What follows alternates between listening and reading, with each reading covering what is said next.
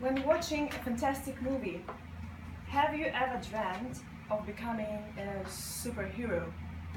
Flying above the skyscrapers, saving people, and being a hope of the whole city. Nice, but unfeasible dream.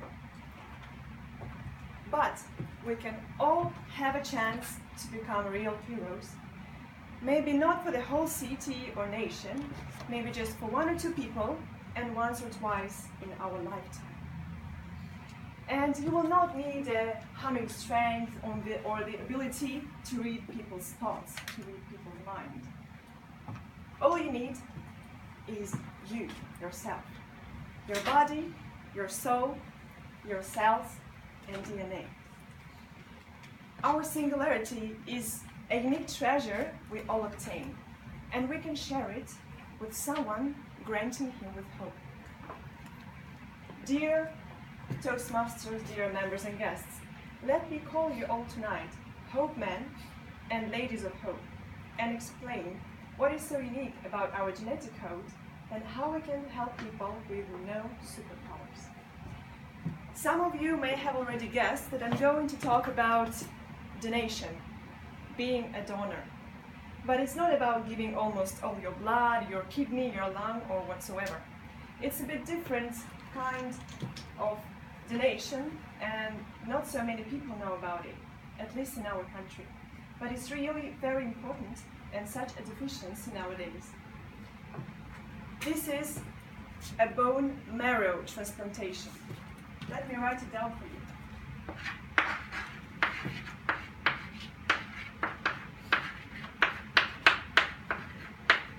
And what a bone marrow means.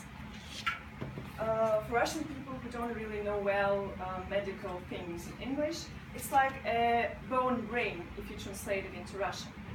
So a bone marrow is a material found in our bones which has stem cells. And these cells produce blood. Red blood cells that carry oxygen over the body, white blood cells that help to fight diseases, and platelets that help to control bleeding. This all is very important. And you realize that a bone marrow system and its stem cells is a fantastic factory of blood inside of us that helps us to recover, helps us to stay strong and healthy. But unfortunately, some people in the world are suffering from different diseases like leukemia or some genetic ailments that cannot be treated only by chemotherapy. And they really need this bone marrow transplantation because their stem cells are non-functional. And that means no oxygen, no recovery, no bleeding control. Sure, they need it. They need this help.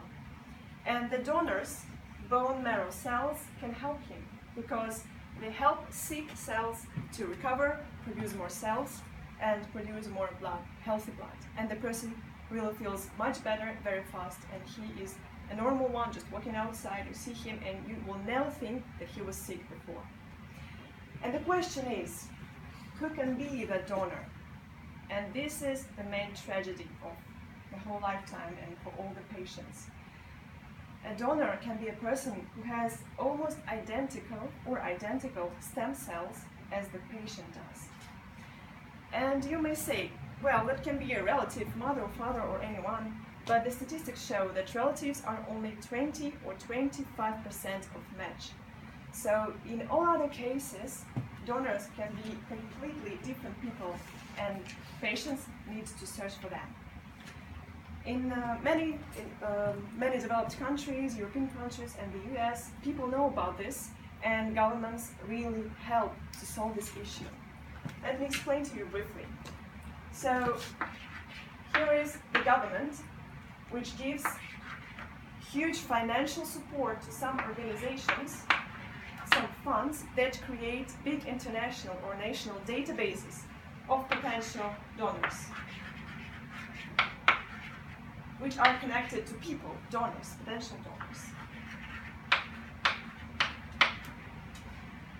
As for the donor, what he does, if he wants to help the person, he goes to the hospital that is connected to this organization, and he gives only 20 milliliters, not a liter, not two, just 20 milliliters of his blood to be decoded. So his stem cells are decoded, and this information goes here to the database, and he is over there.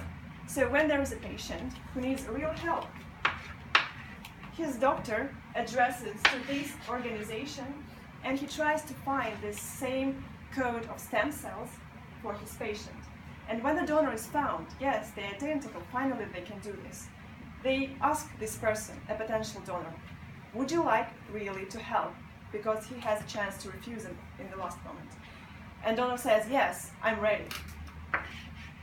And the transplantation is made. It can be done by two ways. The easy one is to take blood from your hand, so you spend, I think, about 30 minutes or something, and some elements from your blood are taken, and then they come to the patient. Or a bone marrow material, a small part of it is taken from your hip. Maybe it can be a bit harmful or something, but still, people decide which way they want to choose. Anyway, they got recovery, they actually got money, because the government takes care of this. And statistics show that almost every fifth or sixth person in a developed country, such as US and some European countries, know about this system, and they are already potential donors. So patients have so many chances to get better, much faster, and the financial support from the government, of course, helps. So the question is, what do you think? What is happening in Russia? There is no database. There is nothing, not a database. Nothing at all. So here is the government, and here is a huge border between the government and the patient. But still, he needs a recovery. He needs to do something. And what he does? He addresses to an international database. But of course, it's not for free, and it costs a lot of money. We have different families and different economic situation, and he should pay at least 40,000 euros. It's an approximate cost for that, to search for the donor in an international database. And it's just searching for the person. It doesn't mean that he will find a match. So in many cases, it really doesn't help. So he's just waiting for another chance.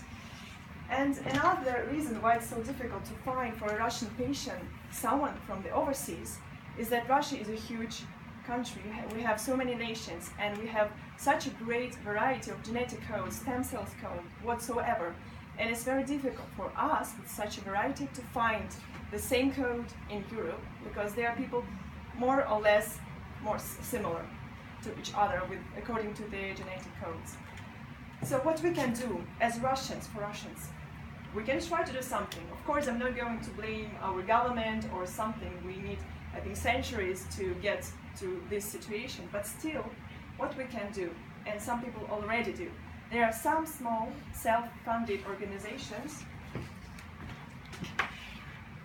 that try to create their own databases. They are local, they are not connected with each other, so of course it's more difficult to find a person, but still they have their own databases, and the person, any of you, just can one morning come to the hospital, spend 1 hour of yours, just give your 20 milliliters of your blood, and it will be taken from these organizations to the hospitals. It goes to the database here. It's local, it's small, but still we need to start from something. And actually, this system has already helped a few people. Yes, there are maybe 5 or 10 in Russia, but still they are. It's better than nothing. And when you go there, you do this, and after that, doctors or these organizers, they may call you and they may tell you, yes, you can become a donor. There is a patient with the same code. You may help a person and he will survive. It will be great. Of course, there's another situation that for years and years, you will never get this call because there is no such a patient with the same code as you have. But still, there is always a possibility, and still, you will always have this feeling. Even now, late night, morning, anytime, you can get this phone from them, and they may ask you, would you like to become a real donor? And you can really do this for someone. And you will realize how much you can do just for one person. You can become a hero Maybe not for everyone, just for yourself, inside of you. And you will realize how much you can do with no superpowers and how much you bring to your own life with your own things to do. Thank you. I hope you got inspired.